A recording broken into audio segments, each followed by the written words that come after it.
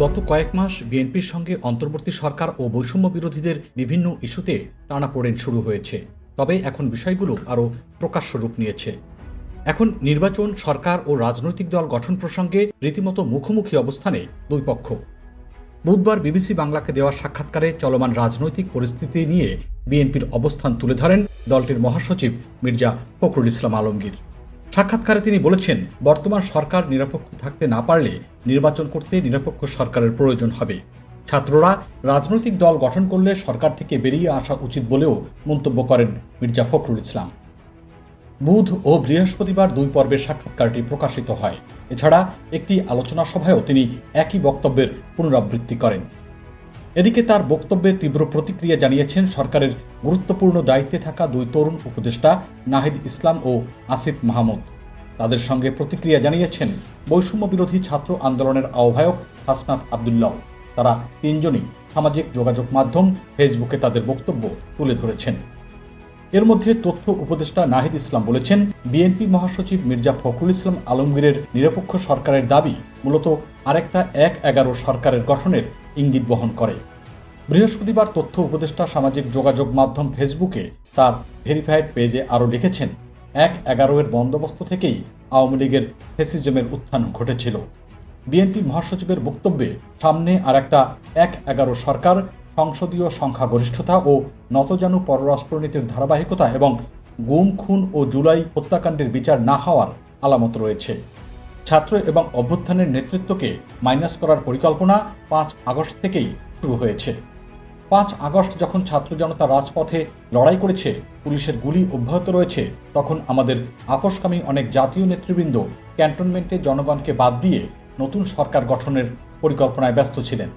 ফেসবুকে নাহিদ আরও লিখেছেন, রাষ্ট্রপতির পরিবর্তন, সংস্কার, নতুন সংবিধান, জুলাই ঘোষণা সব ইস্যুতেই বিএনপি বিরুদ্ধে অবস্থান নিয়েছে। অথচ এগুলো কোনোটাই ছাত্রদের দলীয় কোনো দাবি ছিল না। কিন্তু দেশের স্থিতিশীলতা, বৃহত্তর স্বার্থ এবং জাতীয় ঐক্য ধরে রাখার জন্য ছাত্ররা বারবার তাদের অবস্থান থেকে সরে এসেছে। তথ্য উপদেষ্টা নাহিদ ইসলাম আরও লিখেছেন, আর এই সরকার জাতীয় সরকার না হলেও সরকারের আন্দোলনের সব পক্ষেরই অংশীদারিত্ব রয়েছে এবং সব পক্ষই নানান সুবিধা ভোগ করছে। সরকার গঠনের আগেই ৬ আগস্ট অ্যাটর্নি জেনারেল এবং পুলিশের আগের আইজির নিয়োগ হয়েছিল, যারা মূলত বিএনপির লোক। এরকমভাবে সরকারের উপর থেকে নিচ পর্যন্ত নানান স্তরে বিএনপিপন্থী লোকজন রয়েছে। নির্বাচনের নিরপেক্ষতার কথা বললে এই বাস্তবতাও মাথায় রাখতে হবে। অন্যদিকে অন্তর্বর্তী সরকারের যুব ও ক্রীড়া উপদেষ্টা আসিফ মাহমুদ সজীব ভূঁইয়া তার প্রতিক্রিয়ায় বলেছেন, উপদেষ্টাদের কেউ রাজনীতি করলে সরকার থেকে বের হয়েই করবে। বৃহস্পতিবার সামাজিক যোগাযোগ মাধ্যমে দেয়া এক পোস্টে মিস্টার ভূঁইয়া আরও বলেন, একই সাথে রাজনৈতিক দলেরও সরকারের কাজে হস্তক্ষেপ করা অনুচিত। বিভিন্ন সরকারি এবং সাংবিধানিক গুরুত্বপূর্ণ পদে নিয়োগে তদবির বা চাপ প্রয়োগ করা অনুচিত। উপদেষ্টা আসিফ মাহমুদ অবশ্য তার পোস্টে কারো নাম উল্লেখ করেননি।